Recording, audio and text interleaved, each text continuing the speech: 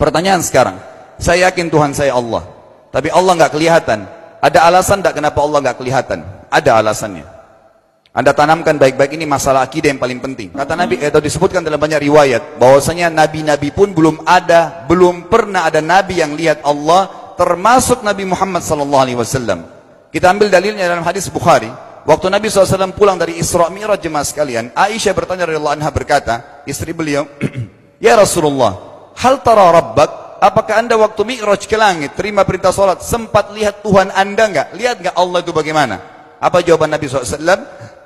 Nurun ala nur anna arah. Allah itu cahaya, di atas cahaya, terang sekali. Bagaimana saya bisa melihatnya? Artinya Nabi SAW mengatakan, saya sendiri belum pernah lihat bagaimana itu Allah. Contoh sebelumnya Nabi Musa alaihissalam. Nabi Musa waktu menerima wahyu Taurat, itu selama 40 hari, turun Taurat lengkap. Al-Quran 23 tahun baru lengkap. Kalau Taurat 40 hari, nunggu di gunung Tursina. Tursina sebuah wilayah di Mesir sekarang. Itu banyak gunung-gunung batu, ada satu gunung batu yang tinggi, Nabi Musa nunggu di situ. Setiap hari Jibril datang turunin surah, turunin ayat gitu. Setelah berlalu 37 hari dari 40 hari menunggu Taurat turun, Nabi Musa alaihissalam tiba-tiba bertanya kepada Allah, mengatakan begini dalam Al-Quran, A'udzubillahi minasyaitonir rajim, Rabbi arini anzur ilaik. Wahai Tuhanku, izinkan aku melihatmu. Aku beriman kau ada ya Allah, tapi aku ingin lihat kau bagaimana. Allah menjawab, tidak mau mengecewakan Nabi Musa. Sebagai manusia Allah mengatakan, lan tarani. Perlu anda tahu dalam bahasa Arab jemaah sekalian ada 3 kosakata la, tidak yang berarti tidak. Ada la biasa artinya tidak, ada lam dengan mim, lam artinya tidak pernah, ada lam dengan nun, lan artinya tidak akan pernah.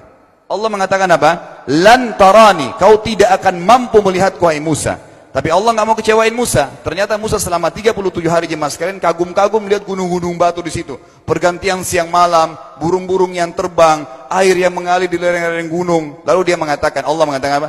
Walakin unzur ilal jabal, fa in istaqarra makanahu fasawfa tarani. Coba kamu lihat gunung-gunung batu di sekitarmu hai Musa. Kalau mereka bisa menampung kedatanganku, kata Allah, kau akan bisa melihatku. Apa yang terjadi? Allah lanjutkan, falamma tajalla rabbuhu lil jabal. Waktu Allah baru niat mau datang, belum datang, ja'alahu dakka. Semua gunung batu itu hancur lebur, tidak mampu menampung kedatangan Allah. Wa kharra Musa sa'iqa. Lalu Musa pingsan tiba-tiba. Waktu Nabi Musa bangun, langsung ucapkan kalimat, amantu billah. Saya beriman pada Allah. Berarti fakta lapangan, nabi-nabi aja belum pernah lihat Allah. Masih pertanyaan lagi jemaah sekalian, kenapa Allah nggak bisa kelihatan? Saya akan jawab dan tolong ini jadikan sebagai pegangan hidup. Ini landasan akidah kita. Kata para ulama, karena anda kalau sholat, anda mengucapkan satu kalimat yang merupakan jawabannya. Allahu Akbar. Allah Maha Besar. Akbar adalah siga mubalaghah dalam Islam.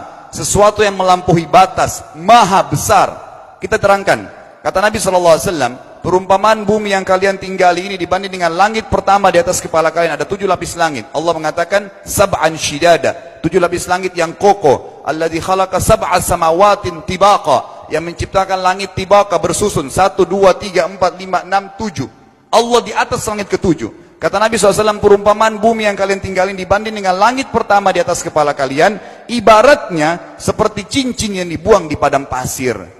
Jadi kita tidak akan pernah bisa melihat ujungnya langit karena kita sangat kecil, dan ini terbukti secara fakta. Apakah anda sudah tahu bahwasanya miliaran bintang-bintang yang ada di atas kepala anda yang jaraknya sekian miliar tahun dari bumi dan sekian miliar tahun lebih besar daripada bumi, sekian miliar kali lebih besar daripada bumi, itu semua berada di bawah langit pertama. Manusia tidak akan pernah bisa memegang langit ini dengan telapak tangannya, karena dari sini saja ke Pluto jaraknya 270 tahun.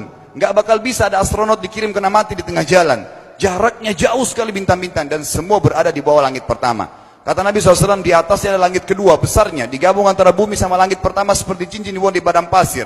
Langit ketiga, 2, 1 dan bumi digabung tiga-tiganya, dibagi langit ketiga seperti cincin dibuang di padang pasir, sampai langit ke-7.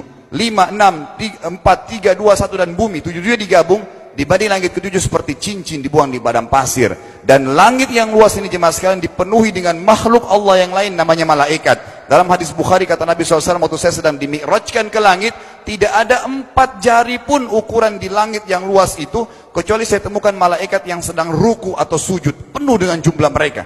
Anda tahu malaikat itu ada namanya nama kelompok, seperti Rakib, Atid itu kelompok. Di bawah Rakib banyak miliaran malaikat, di bawah Atid miliaran malaikat. Sama dengan Munkar Nakir. ada memang nama kelompok. Makanya kalau manusia 5 miliar, rakib atidnya 10 miliar. Rakib atidnya 10 miliar. Lalu kata Nabi SAW, di atas langit ketujuh ada Sidratil Muntaha. Besarnya digabung antara 7 lapis langit dan bumi. 8 hanya seperti cincin di bawah di padang pasir. Di atas Sidratil Muntaha ada sebuah lautan yang Allah ciptakan. Lautan itu besarnya digabung antara Sidratil Muntaha, 7 lapis langit dan bumi. 8, 9-9-nya seperti cincin dibuang di padang pasir. Makanya kalau anda baca Quran, anda baca ayat wa kana arsyu 'alal ma', singgasana Allah di atas air. Ini maknanya. Air adalah ada lautan. Lalu kata Nabi SAW, arsy-nya Allah di atas lautan itu singgasananya Allah. Besarnya digabung antara lautan, Sidratul Muntaha, 7 lapis langit dan bumi. 10-10-nya hanya seperti cincin dibuang di padang pasir. Anda sudah hafal ayat kursi? Apa artinya? Ayat tanda-tanda kebesaran Allah. Kursi itu artinya bukan tempat duduk, tapi tempat pijakan kaki raja di singgasana. Kalau raja ingin naik singgasananya di pijakan kaki, itu namanya kursi. Kita baca apa? Wasi'a kursiyuhu as-samawati wal ard. Pijakan kakinya Allah saja sudah menutupi seluruh langit dan bumi ini. Jadi kita mustahil bisa melihat Allah karena besarnya Allah Azza wa Jal. Tinggal kita tutup jemaah sekalian. Kira-kira, lalu bagaimana saya berhubungan dengan Allah? Jawabannya sederhana. Anda lingkari namanya Allah, ini Tuhan kita. Yang menyembah selain Allah kafir, yang mempartisipasikan Allah dengan makhluknya, masih sembah berhala, kuburan, jimat, namanya syirik. Dua-dua nggak boleh. Untuk berhubungan dengan Allah yang tidak kelihatan dengan mata kita ini, tapi kita bisa rasakan keberadaannya, cuman satu cara. Di bawahnya lingkarin ibadah. Salat, puasa, zakat, haji, takziah, ziarah kubur, semua ini adalah rangkaian ibadah untuk berhubungan dengan Allah. Semua ibadah ini jemaah sekalian harus seperti yang Allah mau, bukan yang Anda mau. Ini penting. Karena kalau tidak seperti yang Allah mau, Allah tidak terima. Bagaimana caranya supaya bisa seperti yang Allah mau? Ikuti buku pedomannya. Ada Al-Quran, ada Sunnah. Yang beribadah keluar dari 2 pedoman wahyu ini tidak akan diterima oleh Allah. Seperti Anda kalau kerja di perusahaan, pimpinan perusahaan kasih peraturan. Senin pakai baju kuning, Selasa baju hijau, Rabu pakai baju hitam. Datang jam 7, keluar jam 5 sore. Ternyata Anda tidak. Hari Senin Anda pakai baju yang hari Rabu. Datangnya jam 9, keluar jam 2 siang. Dikeluarkan oleh pimpinan atasannya. Itu baru peraturan manusia. Bagaimana dengan peraturan Allah Azza wa Jal? Maka kita simpulkan semua jemaah sekalian adalah, yakinlah Tuhan Anda Allah ada, satu-satunya Tuhan. Kalau Anda sedang sakit, yang ciptakan Anda Allah, yang ciptakan penyakit Allah, yang menciptakan kesembuhannya Allah. Kalau kita sedang musibah sama, kalau kita sudah senang juga sama. Semoga Allah SWT menjadikan kita orang-orang yang senantiasa beriman padanya, dan juga selalu berteguh dalam keimanan tersebut.